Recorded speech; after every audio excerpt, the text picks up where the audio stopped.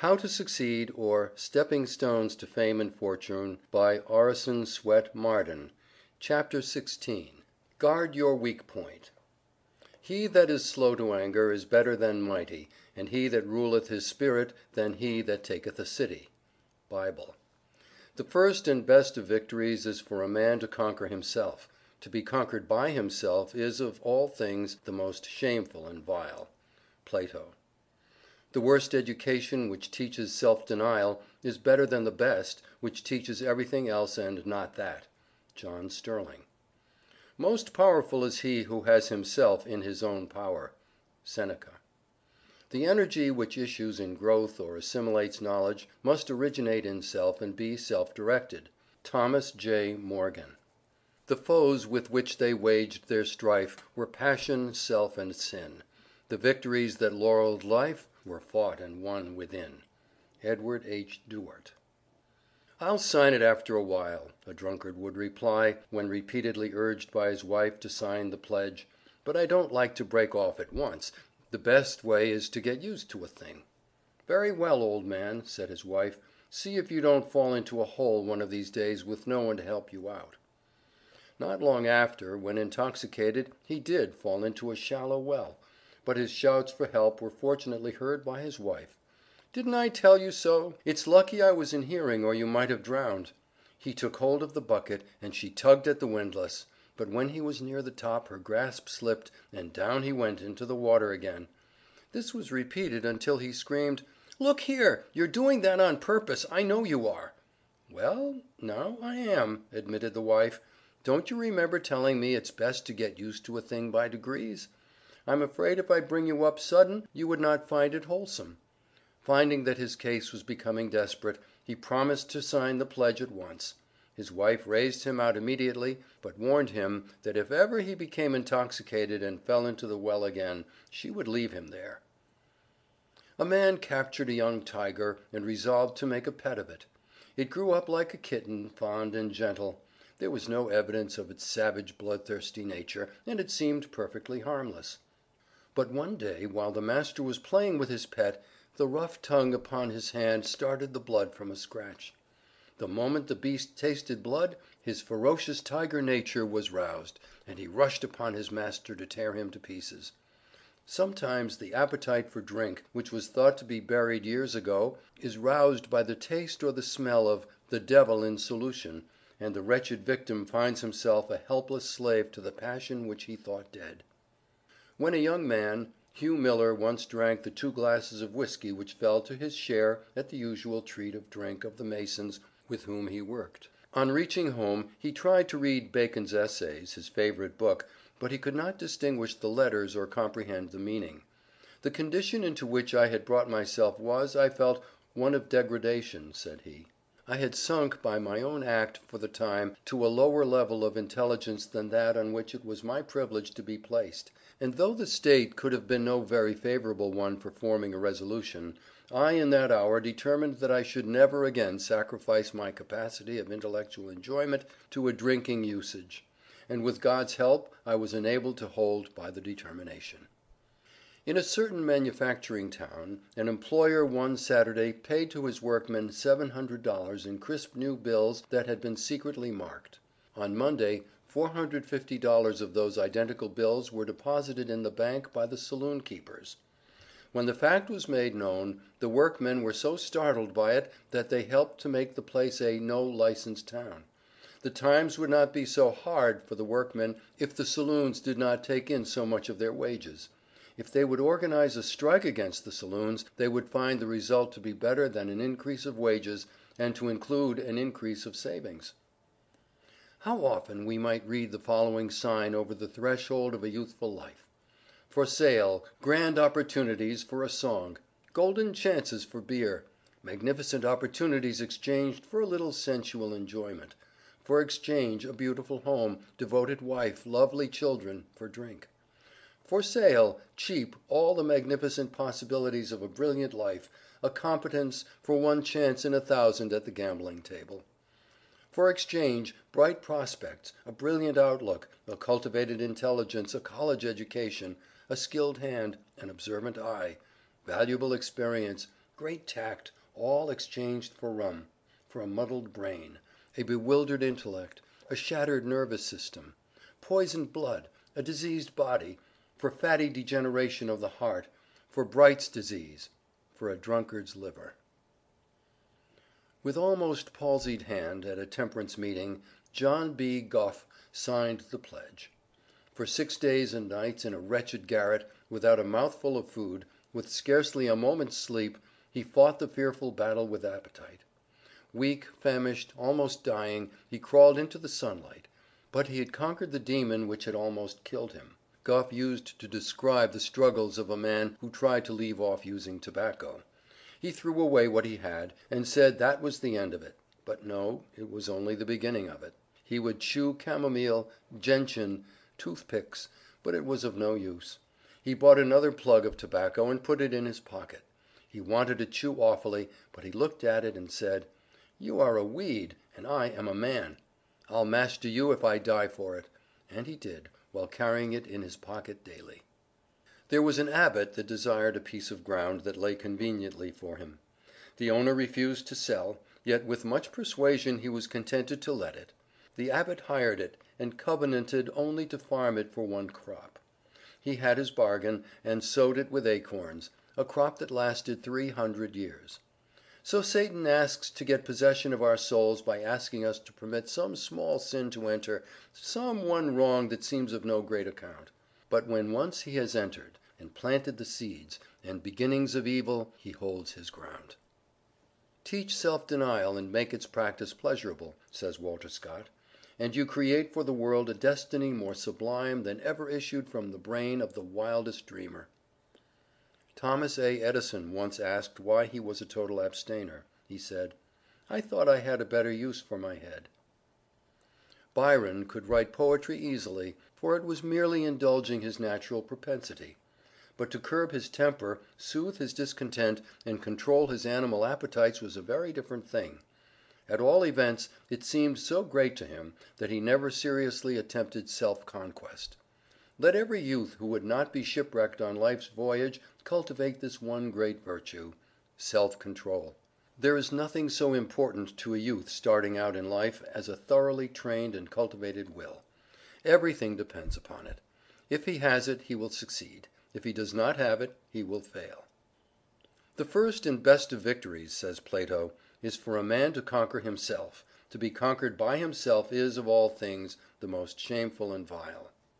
"Silence," says Zimmerman, "is the safest response for all the contradiction that arises from impertinence, vulgarity, or envy." "He is a fool who cannot be angry," says English, "but he is a wise man who will not." Seneca, one of the greatest of the ancient philosophers, said that "we should every night call ourselves to account. What infirmity have I mastered to day? What passion opposed? What temptation resisted? What virtue acquired?" And then he follows with the profound truth that "our vices will abate of themselves if they be brought every day to the shrift." If you cannot at first control your anger, learn to control your tongue, which, like fire, is a good servant but a hard master. It does no good to get angry. Some sins have a seeming compensation or apology, a present gratification of some sort, but anger has none. A man feels no better for it. It is really a torment, and when the storm of passion is cleared away, it leaves one to see that he has been a fool. And he has made himself a fool in the eyes of others too.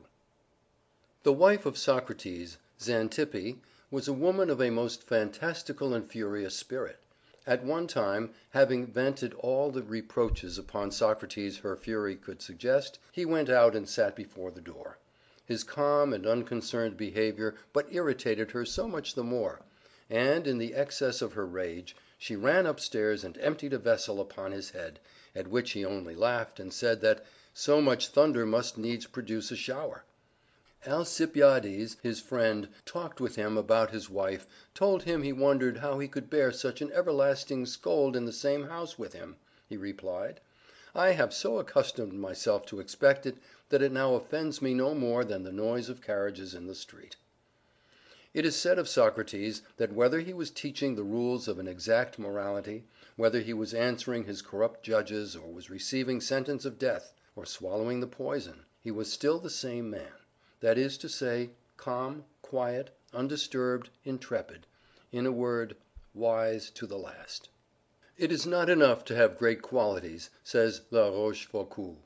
We should also have the management of them. No man can call himself educated until every voluntary muscle obeys his will. You ask whether it would not be manly to resent a great injury, said Eardley Wilmot. I answer that it would be manly to resent it, but it would be godlike to forgive it. He who, with strong passions, remains chaste, he who, keenly sensitive, with manly power of indignation in him, can be provoked, and yet restrain himself and forgive, these are strong men, the spiritual heroes.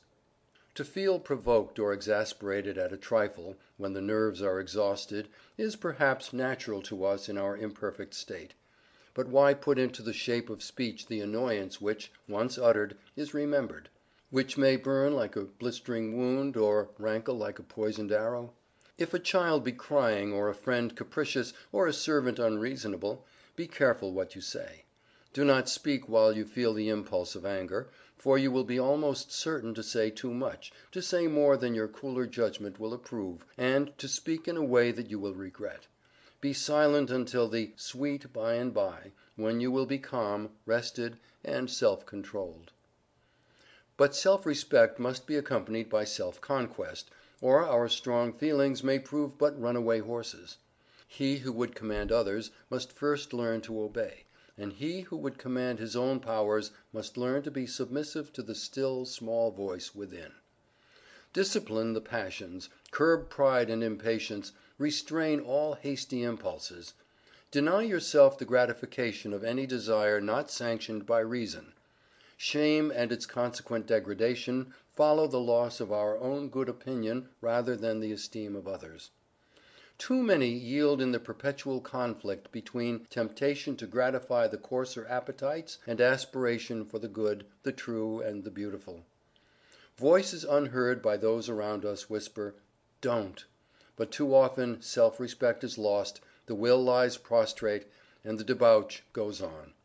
Such battles must be fought by all. Be ours the victory born of self-control, aided by that heaven which always helps him who prays while putting his own shoulder to the wheel. No man had a better heart or more thoroughly hated oppression than Edmund Burke. He possessed neither experience in affairs, nor a tranquil judgment, nor the rule over his own spirit, so that his genius, under the impulse of his bewildering passions, wrought much evil to his country and to Europe, even while he rendered noble service to the cause of commercial freedom, to Ireland and to America. Burns could not resist the temptation to utter his clever sarcasms at another's expense, and one of his biographers had said that he made 100 enemies for every 10 jokes he made. But Burns could no more control his appetite than his tongue. Thus thoughtless follies laid him low, and stained his name. Xantus, the philosopher, told his servant that on the morrow he was going to have some friends to dine, and asked him to get the best thing he could find in the market. The philosopher and his guests sat down the next day at the table. They had nothing but tongue, 4 or 5 courses of tongue cooked in this way and tongue cooked in that way, and the philosopher lost his patience, and said to his servant, "Didn't I tell you to get the best thing in the market?" He said, "I did get the best thing in the market. Isn't the tongue the organ of sociality, the organ of eloquence, the organ of kindness, the organ of worship?" Then Xantus said, "Tomorrow I want you to get the worst thing in the market." And on the morrow the philosopher sat at the table, and there was nothing there but tongue. 4 or 5 courses of tongue in this shape and tongue in that shape, and the philosopher again lost his patience, and said, "Didn't I tell you to get the worst thing in the market?" The servant replied, "I did, for isn't the tongue the organ of blasphemy, the organ of defamation, the organ of lying?" "I can reform my people," said Peter the Great, "but I cannot reform myself." He forbade all Russians to wear beards, and to quell the insurrection which resulted. He had 8,000 revolters beheaded. With a hatchet he began the ghastly work. he had his own son beheaded. He who cannot resist temptation is not a man. He is wanting in the highest attributes of humanity. The honor and nobleness of the old knight errantry consisted in defending the innocence of men and protecting the chastity of women against the assaults of others. But the true and nobler knighthood protects the property and the character, the innocence and the chastity of others against one's self. We should all be posted upon our weak points, for after all there are many emergencies in life when these weak points, not our strong ones, will measure our manhood and our strength. Many a woman whom a mouse would frighten out of her wits would not shrink from assisting in terrible surgical operations in our city or war hospitals, and many an officer and soldier who would walk up to the cannon's mouth without a tremor in battle would not dare to say his soul was his own in a society parlor. Many a great statesman has quailed before the ringer of scorn of a fellow congressman, and has been completely cowed by a hiss from the gallery or a ridiculing paragraph in a newspaper. We all have tender spots, weak spots, and a man can never know his strength who does not study his weaknesses. Violent passions and ardent feelings are seldom found united with complete self-command. But when they are, they form the strongest possible character, for there is all the power of clear thought and cool judgment impelled by the resistless energy of feeling. This combination Washington possessed, for in his impetuosity there was no foolish rashness, and in his passion no injustice. Besides, whatever violence there might be within, the explosion seldom came to the surface, and when it did it was arrested at once by the stern mandate of his will. He never lost the mastery of himself in any emergency, and in ruling his spirit showed himself greater than in taking a city. It is one of the astonishing things in his life that, amid the perfect chaos of feeling into which he was thrown, amid the distracted counsels and still more distracted affairs that surrounded him, he never once lost the perfect equilibrium of his own mind. The contagion of fear and doubt and despair could not touch him. He did not seem susceptible to the common influences which affect men. His soul, poised on its own center, reposed calmly there through all the storms that beat for 7 years on his noble breast. The ingratitude and folly of those who should have been his allies, the insults of his foes, and the frowns of fortune never provoked him into a rash act, or deluded him into a single error. Horace Mann says that there must be a time when the vista of the future, with all its possibilities of glory and of shame, first opens to the vision of youth. Then he is summoned to make his choice between truth and treachery, between honor and dishonor, between purity and profligacy, between moral life and moral death. And as he doubts or balances between the heavenward or hellward course, as he struggles to rise or consents to fall, is there in all the universe of God a spectacle of higher exaltation or of deeper pathos? Within him are the appetites of a brute and the attributes of an angel. And when these meet in council to make up the roll of his destiny and seal his fate, shall the beast hound out the seraph? Shall the young man, now conscious of the largeness of his sphere and of the sovereignty of his choice, wed the low ambitions of the world, and seek, with their emptiness, to fill his immortal desires? Because he has a few animal wants that must be supplied, shall he become all animal, epicure and an inebriate, and blasphemously make it the first doctrine of his catechism, the chief end of man, to glorify his stomach and enjoy it?